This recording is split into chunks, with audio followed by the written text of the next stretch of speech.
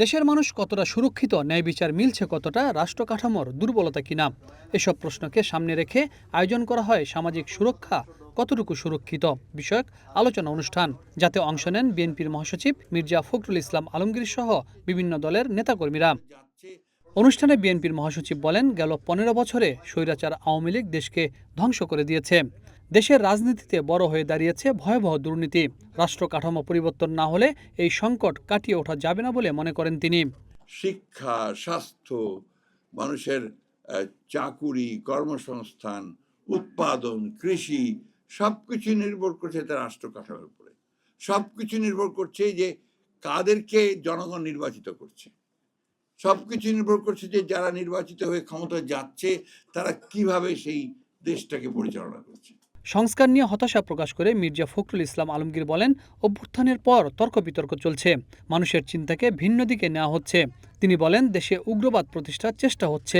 আমি যখন একটা মানুষের অধিকারকে প্রতিষ্ঠা করবার জন্য আপনার একটা সুষ্ঠু ব্যবস্থা চাই, আমি যখন আপনার জনগণের যে বৈষম্য কমিয়ে আনতে চাই, তার আর্থিক বৈশিষ্ট্য বৈষম্য সব কমিয়ে আনতে চাই, তখন যদি আমি দেখি যে সম্পূর্ণ ভিন্নভাবে ভিন্ন চিন্তা করা হচ্ছে এবং সেটাকে ডাইভার্ট করার চিন্তা করছে মানুষের চিন্তা ভাবনাগুলোকে, এবং একটা উগ্রবাদ ছড়িয়ে দেওয়ার চেষ্টা করা হচ্ছে, তখন তো হতাশা আসবেই। একই অনুষ্ঠানে গণসংহতি আন্দোলনের প্রধান সমন্বয়ক জোনায়েদ সাকি বলেন, গণ অভ্যুত্থানে শ্রমজীবী মানুষের অংশগ্রহণ ছিল, কিন্তু সেই শ্রমিকদের অধিকার নিশ্চিতে অন্তর্বর্তী সরকার উদাসীন। হ্যাঁ, আমরা অনেক লড়াই করছি যাতে ক্ষমতার ভারসাম্য সৃষ্টি হয় এবং এটা অনেক বেশি ইনক্লুসিভ হয়, একদল গোষ্ঠীর হাতে সমস্ত ক্ষমতা কেন্দ্রীভূত না হয়ে যায়। কেননা ক্ষমতার জায়গাটা যদি এরকম থাকে যে সব ক্ষমতা একজনের পকেটে অথবা পুরো রাষ্ট্রশক্তিটা একজনের পকেটে, তাহলে কি পরিণতি হয় আমরা অতীতে দেখেছি, সেটা ফ্যাসিবাদে রূপান্তরিত হয়। কিন্তু এই ক্ষমতার ভারসাম্য তৈরির অর্থ হচ্ছে যে এইখানে অন্ততপক্ষে এমন জবাবদিহি থাকবে যে জনগণ চাইলে তার কথা নিয়ে সামনে হাজির হতে হবে এবং সেটাকে অনুমোদন করতে হবে, অথবা সেটার একটা ন্যূনতম জায়গা স্পেসটা থাকবে। প্রেস ক্লাবে আরেক অনুষ্ঠানে বিএনপির স্থায়ী কমিটির সদস্য মঈন খান বলেন, অন্তর্বর্তী সরকারের কাজে দেশের মানুষ হতাশা প্রকাশ করছে।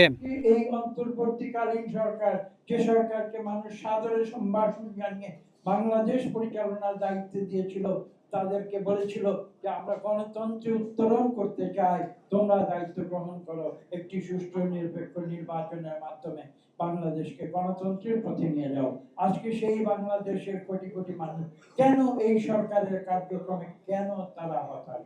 এদিকে ডিয়ারুতে ফ্যাসিস্ট আমলে গণমাধ্যম বর্তমান অবস্থা জনগণের প্রত্যাশা শীর্ষক সেমিনারে বিএনপির স্থায়ী কমিটির সদস্য আমির খসরু মাহমুদ চৌধুরী বলেন, রাজনীতি এবং অর্থনীতি প্রতিটি ক্ষেত্রে গণতন্ত্র ফিরিয়ে আনতে হবে। শেখ হাসিনা পালিয়ে যাওয়ার পরে বাংলাদেশের জনগণের মনোজগতে যে পরিবর্তন এসেছে, যে প্রত্যাশা জেগেছে, যে আকাঙ্ক্ষা জেগেছে, যে রাজনীতিবিদ এবং যে রাজনৈতিক দল সেটা বুঝতে পারবে না, ধারণ করতে পারবে না, বাংলাদেশের রাজনীতিতে আগামী দিনে তাদের জন্য কোনো জায়গা থাকবে না। গণতন্ত্রের সাথে নির্বাচন যতটা গুরুত্বপূর্ণ, ততটা গণমাধ্যমও গুরুত্বপূর্ণ বলে মনে করেন তিনি। Habib Rahman, one news, Dhaka.